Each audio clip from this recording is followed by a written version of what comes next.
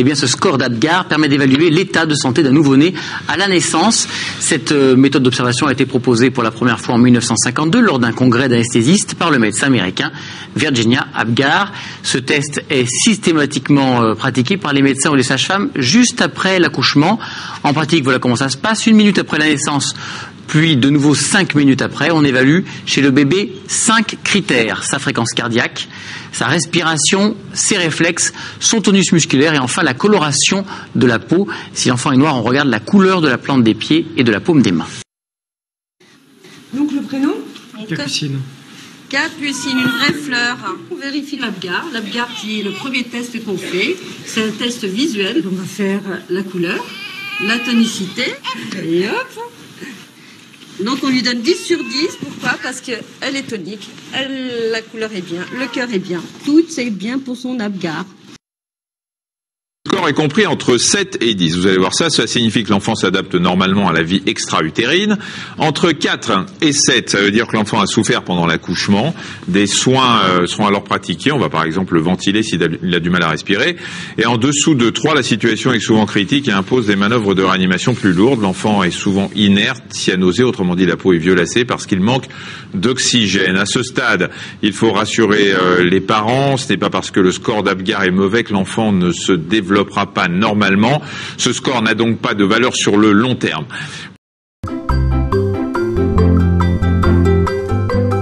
Alors en quoi ça consiste cet examen ?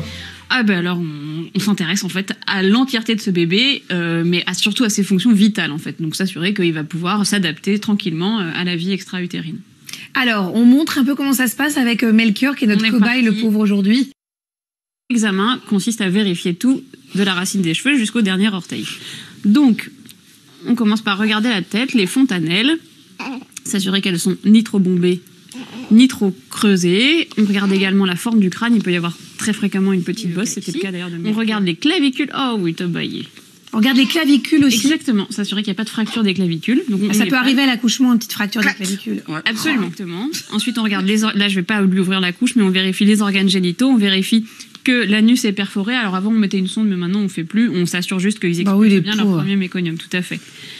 Ensuite, là il dort tout gentiment, mais faut pas trop l'embêter sur le côté. Surtout que celui-là on l'aime particulièrement. Tout à fait. Et on regarde en fait la colonne vertébrale. Donc on s'assure en fait de la continuité de la colonne vertébrale et qu'il n'y a pas de fossette, qu'il n'y a pas d'anomalie de fermeture du tube neural. D'accord. Et on regarde. Alors autrefois on testait les hanches, maintenant on arrête de faire ça à la naissance, on fait ça à l'examen de sortie de la maternité. On regarde. Ça, on le fait marcher, non, c'est pas ça. Pas alors ça, oui, on peut faire effectivement les réflexes neurologiques, mais à la naissance, on les embête plus trop avec ça, parce qu'on voit bien qu'ils vont bien en fait. Ouais, c'est si on a un signe d'appel, alors on va aller rechercher des problèmes neurologiques. On vérifie les orteils, les petits doigts de la main, qu'il y en a bien 5 de chaque côté, pas un en plus, pas un en moins, qu'il n'y a pas non plus de syndactylie, donc les doigts qui peuvent être collés. Ah oui, collés. Et on fait exactement. C'est arrivé à une de mes cousines. Ça intéresse personne. Et on fait l'auscultation cardio-pulmonaire. Donc avec le stéthoscope, hop, on vérifie. Il se dit, mais enfin, j'ai déjà vu. Ensemble, ils vont procéder à l'examen des réflexes archaïques du nourrisson. Les réflexes archaïques chez le bébé, c'est quoi exactement ? C'est lesquels ? Il y en a un grand nombre, il y en a qui sont plus spectaculaires que d'autres. En fait, c'est des mouvements réflexes qui interviennent après un stimulus et qui sont toujours reproductibles de façon identique. On pratique cet examen à la naissance et on le renouvelle 48 heures plus tard. Oui, il va pas être d'accord. C'est le moment pour Josiel de montrer ce dont il est capable. Et bien qu'il n'ait que 3 jours, vous allez voir qu'il possède d'ores et déjà des pouvoirs extraordinaires. Un des réflexes les plus importants et qui est par contre là qui est vital, c'est le réflexe de succion. Donc on va voir si Josiel veut bien se réveiller et s'il va avoir ce réflexe de succion. Bonjour Josiel. Oh, tout de suite. C'est un automatisme. Bon, l'intérêt c'est que ça lui permet de s'alimenter. Donc c'est quand même le premier réflexe archaïque, c'est le plus utile, on va dire. Puis il y a le réflexe d'agrippement ou grasping qui entraîne par la stimulation de la paume du bébé une flexion des doigts sur la partie qui la stimule. Donc là, en l'occurrence, mon pouce à moi. Et le bébé va s'agripper au point de pouvoir être soulevé juste par sa propre force. Waouh. Voilà. T'inquiète pas, elle est pédiatre. Non mais t'inquiète pas, elle est pédiatre. Si le bébé veut pouvoir attraper un objet mais aussi le relâcher, il faut que ce réflexe-là disparaisse.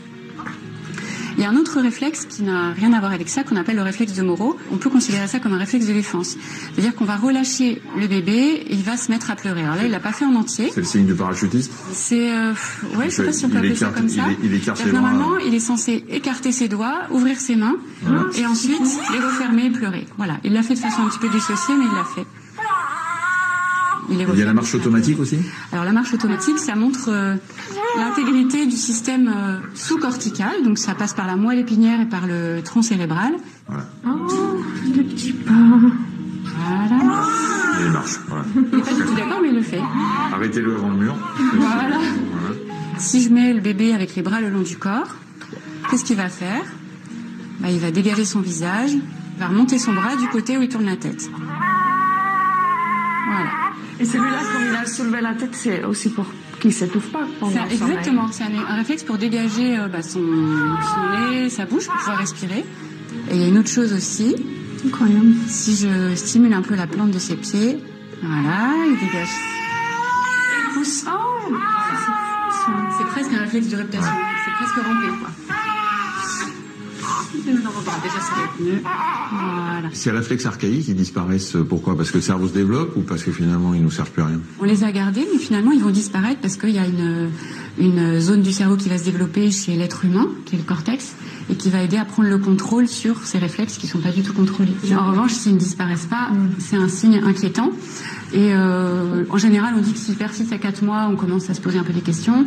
Et s'ils persistent à 5 mois, il y a vraiment un souci pathologique. Donc il va falloir explorer, essayer de trouver la cause de cette persistance.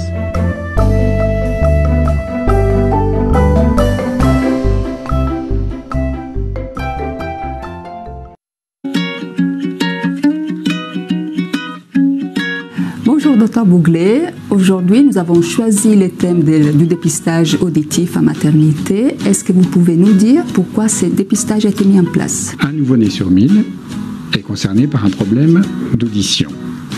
Le diagnostic précoce permet d'abaisser considérablement l'âge de diagnostic de la surdité qui était fait auparavant à l'âge de 18 mois, 24 mois, voire plus tard. Il est prouvé qu'un diagnostic précoce permet d'améliorer considérablement la qualité du langage. Concrètement, ce test, comment il va être exécuté et est-ce que ça fait mal au bébé ? La méthode des auto-émissions acoustiques consiste à placer une petite sonde qui émet un petit son dans l'oreille et à recueillir les auto-émissions émises par l'oreille interne. C'est une méthode totalement indolore. Une fois les tests exécutés, comment on peut interpréter les résultats et quel suivi vont avoir derrière les parents vis-à-vis de l'audition pour leur nouveau-né ? La présence des auto-émissions acoustiques dans les deux oreilles permet d'écarter la surdité. L'absence d'émissions acoustiques dans une oreille nécessite un contrôle 6 mois après la naissance par un spécialiste. L'absence d'émissions acoustiques dans les deux oreilles nécessite le contrôle dans le mois suivant la naissance. Dans tous les cas, elle ne permet pas d'affirmer la surdité puisqu'elle peut être due à la présence de sécrétions dans le conduit auditif externe. Merci Dr Bouglet pour les explications de ce jour et merci aux parents pour leur écoute.